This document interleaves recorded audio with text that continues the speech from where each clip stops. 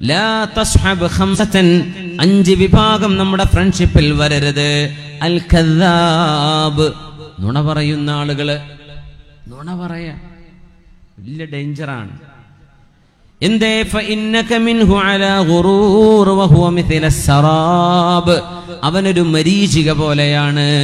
വെള്ളം ഉണ്ടോന്ന് വിചാരിച്ച് നടക്കുമ്പോ മരുഭൂമിയിൽ നട്ടുച്ച നേരത്ത് വെള്ളം പോലെ തോന്നുന്നതാണ് മരീചിക.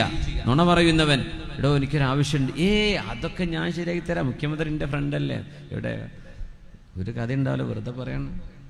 നിങ്ങളിങ്ങനെ വിചാരിച്ചിരിക്കും പഠിച്ചനോ ശരിയാക്കി തരും, പറഞ്ഞു പറ്റിക്കും. എന്ത് കാര്യം റെഡി എന്നാ പറയാ. കഴിയുന്നത് റെഡി എന്ന് പറഞ്ഞാൽ പോരാ, അവനെ കൊണ്ട് പറ്റാത്ത എന്നെ കൊണ്ട് പറ്റില്ല എന്ന് പറഞ്ഞാൽ വേറെ ആളെ നോക്കാം. പക്ഷേ ഈ നുണ പറയുന്നവരെന്ത് ചെയ്യും? നമ്മളങ്ങനെ ഒരു ലെവലിൽ ഇങ്ങനെ നിർത്തും. നമ്മളിങ്ങനെ പ്രതീക്ഷ വെച്ച് അവസാനം ഒരു കുഴിയിലേക്കായിരിക്കും ചാടുക. വഞ്ചിക്കപ്പെടുന്നതാണ് നുണ പറയുന്നവരങ്ങനെയാണ്. വിശ്വസിക്കുക. ഒരിക്കൽ നുണ പറഞ്ഞാൽ ഒരു മനുഷ്യന്റെ വില നഷ്ടപ്പെട്ടു എന്നാ. പിന്നെ ആരാ മനുഷ്യനെ ശ്രദ്ധിക്കുക? നുണ പറഞ്ഞാൽ കെദിബ് പാടില്ല. ദൂരെ കിടക്കുന്നത് അരികത്ത് ഉള്ള പോലെ അവൻ പറഞ്ഞു തരും, അരികത്തുള്ളത് ദൂരെയാക്കാനും അവനെ കൊണ്ട് കഴിയും. ഫ്രണ്ട്സുകൾക്കിടയിൽ കുഴപ്പങ്ങൾ ഉണ്ടാക്കാൻ കഴിയും നുണ പറയുന്നവർക്ക്. നുണ പറഞ്ഞോ ഉടനെ ഫിൽറ്റർ ചെയ്തേക്കണം, വലിയ വിഷയം. വേറെ ഒക്കെ നമുക്ക് സഹിക്കാൻ പറ്റിയേക്കാം, പക്ഷെ നുണ പറയുന്നത്. നബിയെ, ഒരു മുഅ്മിനായ മനുഷ്യൻ വ്യഭിചാരം ചെയ്തേക്കുമോ?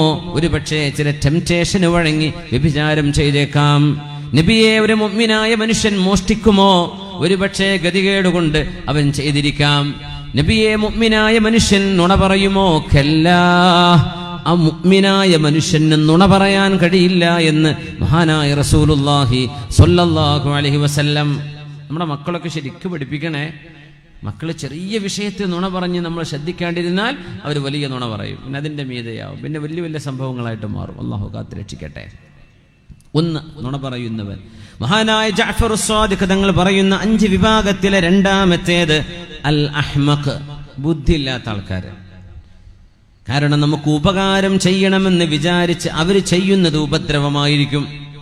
അഹ്മഖുകൾ മാറ്റി നിർത്തണം. മൂന്നാമത്തേത് പിശുക്കന്മാർ.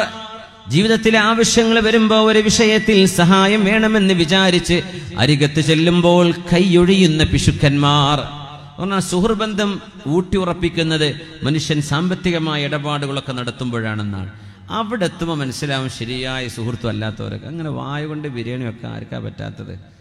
ഒരു കാര്യം നടക്കേണ്ടി വരുമ്പോൾ, ഒരു സഹായം ആവശ്യമായിട്ട് വരുമ്പോൾ അവരൊക്കെ മുങ്ങുന്നത് കാണാം. അപ്പം ആളെ മനസ്സിലാക്കിയാൽ മതി, ഇത്രയേ ഉള്ളൂ എന്ന്.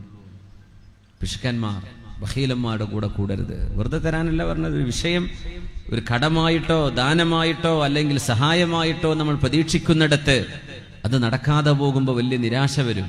ബഖീലന്മാർ ജീവിതത്തിൽ നിങ്ങൾക്ക് നഷ്ടമേ ഉണ്ടാക്കൂ, കൂടെ കൊണ്ടു നടക്കരുത്. വൽ ജബാൻ, പേടിൻ്റെ ആൾക്കാരുണ്ടാവും. അനങ്ങിയ പേടി, ലൈറ്റ് ഓഫ് ആയാൽ പിന്നെ പേടിയാണ്. എന്ത് കേട്ടാലും പേടി. ധൈര്യമില്ലാത്ത ആളുകൾ. അത്തരം ആളുകൾ ഒരു പ്രതിസന്ധി വന്നാൽ നിന്നെ ശത്രുക്കളെ ഏൽപ്പിക്കുകയും അവർ ഓടി രക്ഷപ്പെടുകയും ചെയ്യും. അതുകൊണ്ട് പേടിത്തൊണ്ടന്മാരായ ഭീരുക്കളെ നിങ്ങൾ സുഹൃത്തുക്കളായി കൊണ്ടു നടക്കരുത്. പിന്നെ പറഞ്ഞു അഞ്ചാമത്തേത് വൽ ഫാസിഖ്. കാരണം തിന്മ ചെയ്ത് നടക്കുന്ന ആളുകൾ ഫാസിഖീങ്ങളാണ്, തിന്മ പരസ്യമായി ചെയ്യുന്നവര്. അവര് നിങ്ങളെ ഒരു നേരത്തെ ഭക്ഷണം കണ്ടിട്ട് നിങ്ങളവരെ വിറ്റേക്കും മറ്റുള്ളവർക്ക്. അവർക്ക് കാശ് കിട്ടുന്ന വിഷയം കണ്ടാൽ നിങ്ങളുടെ രഹസ്യം ചോർത്തിക്കൊടുത്തേക്കും, നിങ്ങളെ ശത്രുക്കളെ ഏൽപ്പിച്ചേക്കും. അതുകൊണ്ട് തിന്മ ചെയ്യുന്ന ഫാസിഖീങ്ങളുടെ കൂടെ കൂടല്ലേ. അതുപോലെ തന്നെ ഭീരുക്കളായ ആളുകള്, അതേപോലെ ബഖീലന്മാർ, പിശുക്കന്മാർ, ബുദ്ധിയില്ലാത്തവര്, നുണ പറയുന്നവര്, ഈ 3 വിഭാഗം ആളുകൾ നിങ്ങളുടെ സൗഹൃദ ബന്ധങ്ങളിൽ ഉണ്ടാവല്ലേ എന്ന് മഹാനായ ജഅഫർ സ്വാദിഖ് റഹ്മത്തുള്ളാഹി തആല അലൈഹി